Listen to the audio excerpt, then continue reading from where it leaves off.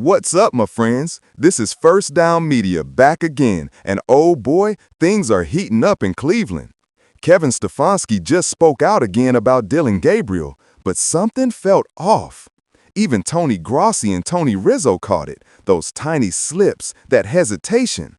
Like he's doing everything he can to avoid saying one name, Shedeur Sanders.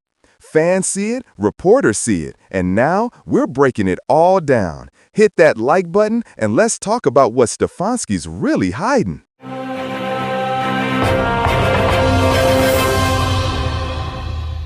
There is absolutely something strange going on in Cleveland right now. And whether you're a Cleveland Browns fan or a Shedeur Sanders supporter, it's time to start paying attention. Because when it comes to the disrespect towards Shedeur Sanders, it all starts right at the top. Yeah, I'm talking about head coach Kevin Stefanski. He just spoke out again, this time about Dylan Gabriel, and instead of being honest about that 4.5-yard average and all those missed throws, he actually started making excuses. And here's what really got people talking. He said Dylan Gabriel's name over and over, with confidence, with backing, but when it comes to Shedeur Sanders, not a word. So what's really going on behind the scenes? We're going to roll that clip, let you hear exactly what Stefanski said, and then bring in Tony Grossi and Tony Rizzo to break it all down. Because trust me, the tension in Cleveland, it's getting real. Any quarterback, young and old, you're going to miss throws. It's an occupational hazard that you're likely not going to go 100% in completion percentage. It's an occupational hazard that a corner is going to get beat deep every once in a while. So you're not going to make every throw. Now, having said that, you coach every throw and you say, hey, this could be, use your technique here or trust what you're seeing here, all those things. And that's true of young and old quarterbacks. You want to make sure you're coaching all your players to have constant improvement. And there are things that I know Dylan can do better and will do better as a young quarterback. And I know there are things that we as a staff can do better at and putting our guys in position. So I just think it goes back to, I understand the individual aspect of this, but there's also the collective. Now here's something that a lot of people missed. Notice how Kevin Stefanski kept saying Dylan Gabriel's name over and over again. But when it comes to Shedeur Sanders, silence. And here's where it gets even more interesting. Dan Orlovsky, yeah, he's got the same agent as Dylan Gabriel and Kevin Stefanski. So when you listen to how these guys talk about Shedeur versus Dylan, you better believe there's some bias in play. Now fast forward to what just happened. Browns insiders Tony Grossi and Tony Rizzo both came out and said it straight. Why aren't the Browns using Shedeur Sanders? Why can't Kevin Stefanski even say the man's name? Even Rizzo noticed it. Stefanski will praise Dylan Gabriel by name, but when it comes to Shedeur Sanders, he dodges, he stalls, he changes the subject. And that right there, that's a huge red flag for Cleveland. I said it before and I'll say it again. This isn't just football politics anymore. This is about respect and about Shedeur Sanders getting the shot he deserves.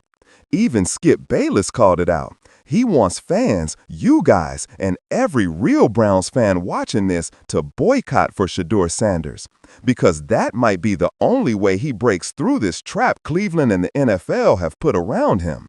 This is serious stuff. And if you're hearing my voice right now, I hope you're paying attention. Because what's happening in Cleveland goes way deeper than anyone's admitting. I can't explain what they're doing either. You have a coach who won't even say his name.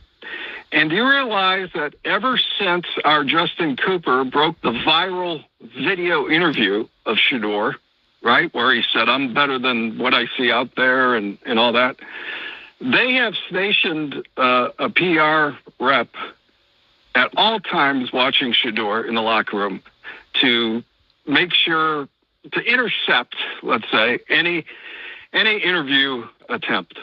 You think they don't like when he talks? Well, I don't know, but it just seems like that interview was a turning point in maybe in relations. I don't know, but since then, I don't think the coach has used his name once, right? And he's asked about him once or twice or three times a week. That's what's going on right now.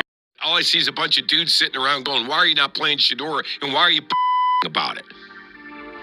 Like they're playing the soundbite. He won't even say his name. He won't even say his name. What is that? What is that? Now, I don't want to start getting all pissed off here this morning. You guys just heard Tony Grossi and Tony Rizzo say it themselves. Kevin Stefanski flat out refuses to say Shedeur Sanders' name. And at this point, it's hard not to see what's really going on. I'm gonna be real with you. The only way out of this mess might be to boycott the Cleveland Browns. Because if the fans don't speak up, Shedeur will never get his shot. And here's what really worries me. If Dylan Gabriel ever goes down and Stefanski is forced to play Shedeur, do you really think the play calls will be in his favor? Do you think the protections will be there? No way. That man does not want him to succeed. This could get dangerous, not just for Shedeur's career, but for his safety on that field. So I'm praying, genuinely praying, that God protects Shedeur Sanders through this entire situation. Let Stefanski keep riding it out with Dylan Gabriel. They've stuck with him this long, let them sink together. Because the last thing I want to see is Shedeur Sanders finally get his chance under a coach who doesn't even believe in him.